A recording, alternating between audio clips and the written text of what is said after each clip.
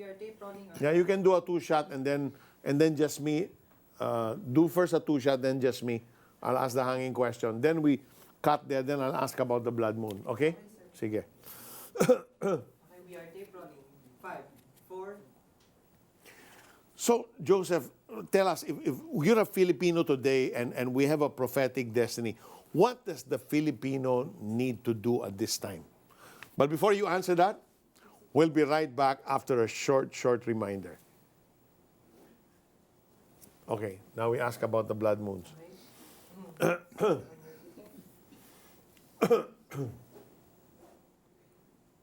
tape rolling. 5, 4. Joseph, you have a book on the Shemitah and the Jubilee year, and in fact that book was nominated for a Nobel Prize, right? So tell me, what's the significance of all these signs happening? In fact, a few months back, we had the blood moons. Is there any connection to what's going on now in the world? In Jewish mythology, a blood moon signifies that war is coming. So if the blood moon is in the east, it's coming from the east. If it's blood moon's in the west, then the war is coming from the west. So that's a thing that they developed over their history. A dark moon is a dark yellow moon. It passes through the shadow of the earth, but it doesn't turn the red. Right. It's a dark yellow. And they've learned that generally means that famine is coming. So how did they learn this? When you go back through the history, and I've documented this and myself, when Adam, just before Adam died, at the high holy days of Passover and Sukkot, which is when the full moons are, Passover and the Feast of Tabernacles, so that's March, April, and September, October. Just before Adam died, there were blood moons on those high holy days for 3 years in a row. Before the other patriarchs died, there were also blood moons before these events. Now, some people say these blood moons are according to the Hebrew calendar, they don't line up. Well, I go by a different, I go by the crescent moon calendar and the barley being Aviv, which is the way the Bible used to be before Hillel in 322 or 320 BC or AD. So using that calendar and that information, I can go all the way back. Just before Israel began to be destroyed, and that destruction started in 7040 with the first captivity and finally capitulated in 723, and Judah in 586, there were blood moons on the high holy days before all of this. When Yeshua was killed, the day he died, there was a blood moon. Oh, okay. And before World War II, there were blood moons. Before World War I, there was blood moons because Israel was involved in these wars. There's a great list. I have articles on my website. Again, those are free to whoever wants to download them and read about them. And the book is there. You can PDF it, explaining all this in detail. But the blood moons are a warning of war. So we had blood moons on the high holy days in 2014 and 2015. And because of the barley and the sighted moon calendar, again in 2016. So what does it mean? It's a warning that war is coming. Now, according to It's like 3 warnings. it's 3 big warnings up in the sky that the whole world can see.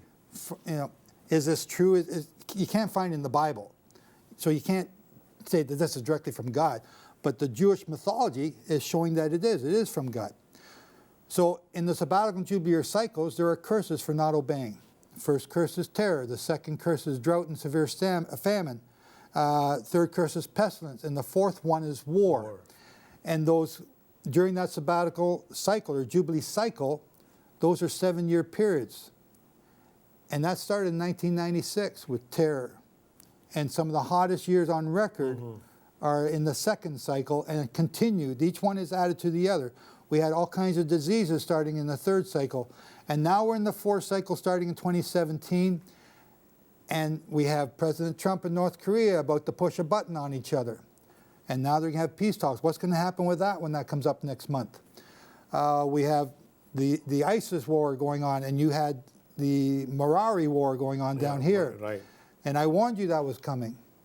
So now we're in the cycle of war. So these 7 years, starting 2017 to 2023, is the cycle of war. But Daniel 9, which we've mentioned before, it says in the middle of this Jubilee cycle, Israel will be cut off. The middle of this Jubilee cycle is from 1996 to 2044. And that middle is 2020. And there's we don't have time. I would love to spend about 5 hours with you, but there's so much information that revolves around 2020, showing that this war, how long it starts, the 2,300 mornings and evenings of Daniel 8 start in 2020. The end of that week of the false prince in Daniel 9:27, I think it is, ends at this time. That's the United Nations. That's the EU. That's the great whore of Revelation that we don't want to be a part of, and yet the Philippines is being a part of it by accepting their bribe money to your country. So this war is on the Anglo-Saxons, on the tribes of Israel. But then after that, it goes to the other nations.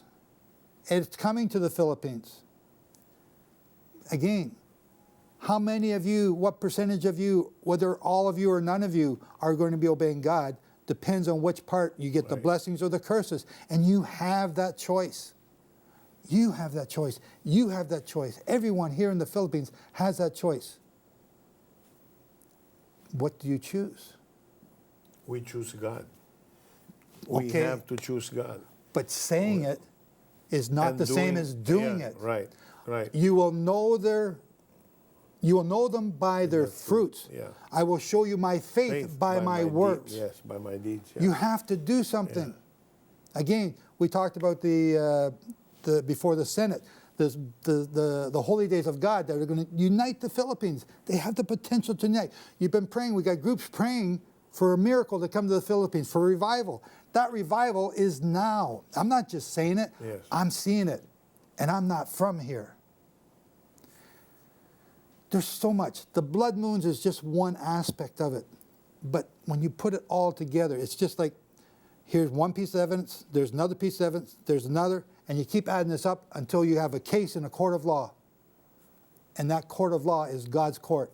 And you as a people, your audience as a people, get to be witnesses while Satan is prosecuting against God or Yeshua to whether this is going to come to pass. But he does nothing unless he first tells his people by a prophet. Amen. So you're going to insert that. Okay. All right.